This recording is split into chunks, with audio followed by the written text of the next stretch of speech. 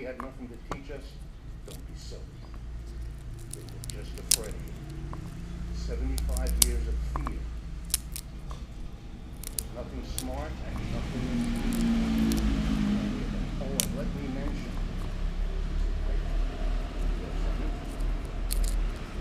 three schools I attended were Harvard, Stanford, and Yale. They don't have the courage. What can you expect? I have a problem about socialism, because unless you're a very unusual American or American, or a foreigner, you don't know much about socialism. Or what you do know, 75 years because it's changed a lot as I'm going to point out to you as I go through the argument. Okay, let's see. Socialists disagree. They always have from the beginning. Socialism is a product of capitalism. It always was. There was no socialism before capitalism came into being. Why? Because capitalism in the French and American Revolution made a big fat promise when it asked people to leave the feudalism that existed before and shift over to capitalism. It made the promise, as in the French Revolution, that capitalism would bring with it liberty, equality, fraternity, and let's add democracy and prosperity. Socialism is the movement that recognizes that what capitalism promised, liberty, equality, fraternity, and democracy, wasn't delivered. Never was. And socialism is a movement which, if it has anything in common among its different elements, is a notion that we can do better than capitalism. It's a yearning to do better. It's the kind of yearning slaves have to go beyond slavery, or serfs to go beyond feudalism. Employees and the people who empathize with that figure we can go better. Socialism is. Beyond that, socialists agree about three core areas of capitalism. Yes. Capitalism is unstable. Capitalism is unstable. Capitalism is fundamentally undemocratic. Explain. Unstable. Every 47 years in every capitalist country, on average, there's an economic downturn. Not due to nature and not due to war. Just built into the system. Or the business cycle, because the deliveries comes back. Millions of people lose work. Businesses go out of business. A crazy crash. You know what it's like if you pick up the financial press. You know we're waiting for the next one to hit this year or next. My biggest worry about being re-elected is that it'll happen too soon. Worry is what you always do. It's an unstable system. It's an unstable system. If you live with a roommate as unstable as capitalism, you would have moved out long ago. It's an amazing thing to accept a system that every 4 to 7 years threatens millions of people with income, lost income, interrupted vacation, interrupted education, lost mortgage, inequality. Oxfam in England keeps track of these things. The latest number from them summarizes it all. The 80 or 90 richest people in the United States together, in the world, have more wealth than the bottom half of the population. 3.5 billion achievements of capitalism. That's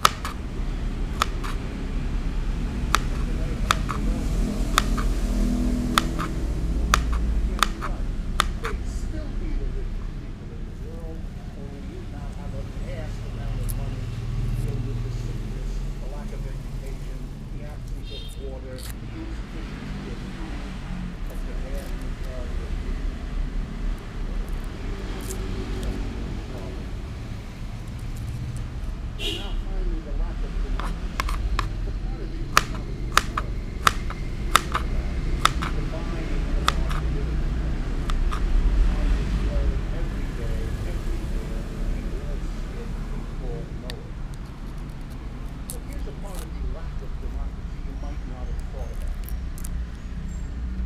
ago, we got rid of kings, queens. We decided we couldn't live with somebody sitting at the top of society, telling us all what to do, that we would all be subject. We got rid of it. Running this in a different way was a difficult system. We all get together, we have to own big steps, collectively make the decision that needs to be in the hands of the king and the queen.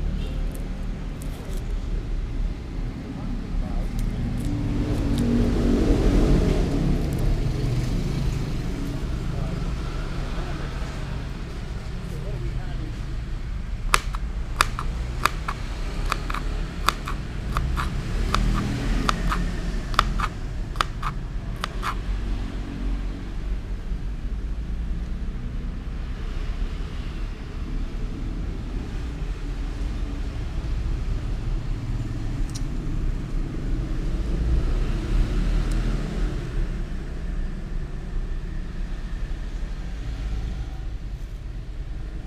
Kita semua berharap agar pandemi segera kita tinggalkan. Berharap bahwa 2022 akan menandai akhir dari COVID-19. Kita semua optimis, walaupun Omicron tengah mengintai hubungan. Tapi kawan,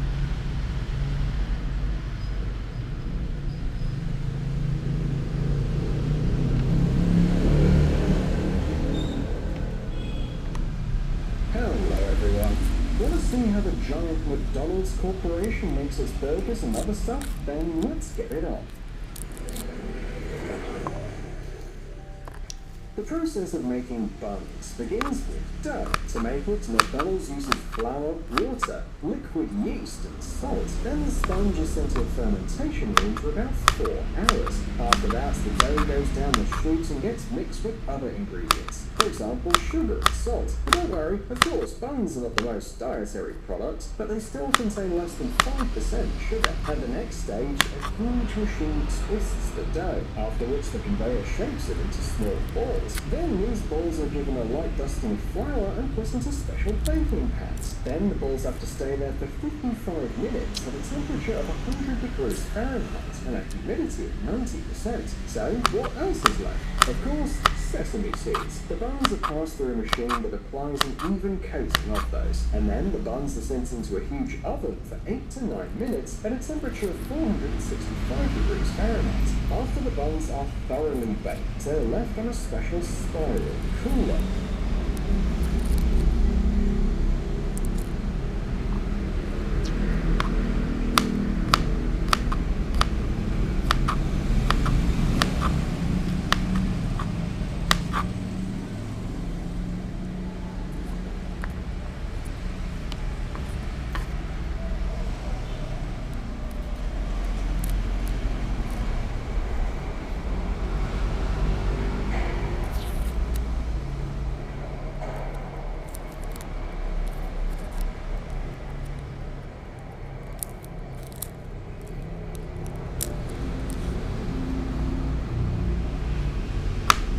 Where they cool down for about 27 minutes. After that, they also have to be checked by specialists who inspect them, and only then send them for slicing and packaging. In restaurants, employees will brown them in a special oven.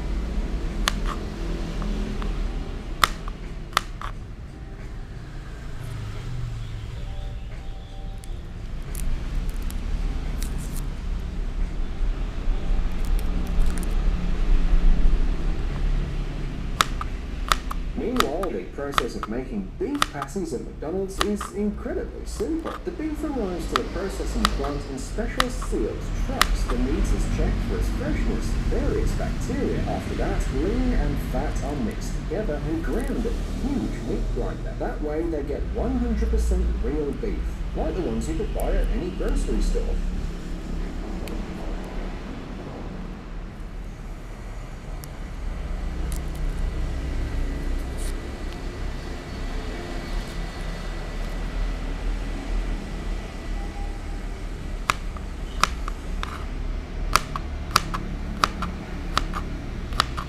The main secret of their beef patties is that as soon as a special device gives them shape, they immediately go into a giant freezer where they stay for 24 minutes. After that, they're packed and sent to the restaurants. Just think about these figures. One such factory can produce about 3 million patties a day. In the restaurants, they're cooked on a double-sided hot plate until they reach an internal temperature of at least 155 degrees Fahrenheit.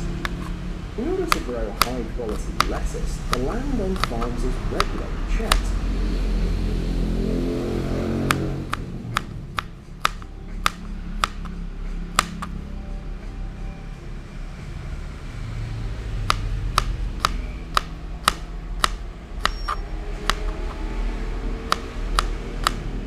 After harvesting, the vegetables are sent to the factory, where they're thoroughly washed and disinfected.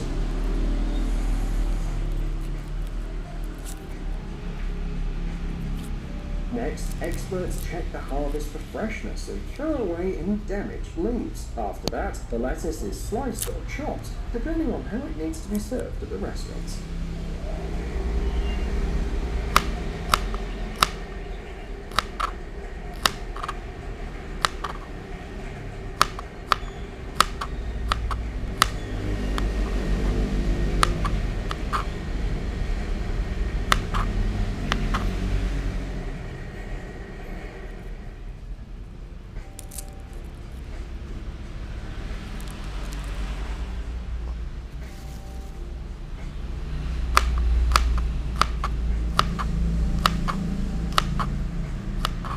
And here are the famous pickles we love so much in any burger.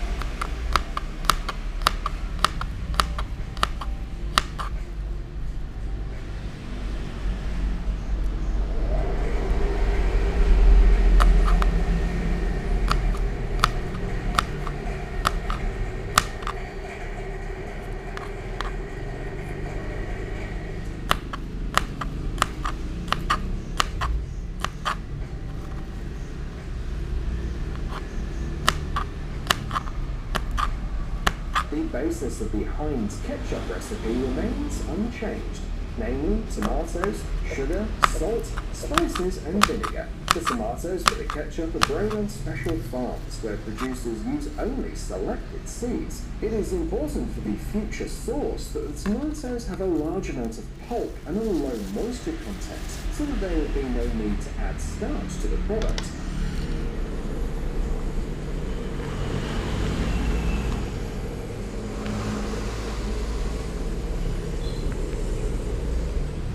Then, spices are added to the tomato paste, which are made from herbs, hot peppers, and vegetables. The exact recipe is a closely guarded secret, and the only known ingredient is celery. After that, the resulting mass is loaded into a mixing container, and vinegar, sugar, and salt are added to it. Then the ketchup goes through a pasteurization stage, after which it's put in a homogenizer, a device that grinds all the components, creating a homogeneous thick mass. After that, the ketchup must be cooled quickly. This process, as well as pasteurization, is necessary for long-term storage of the product.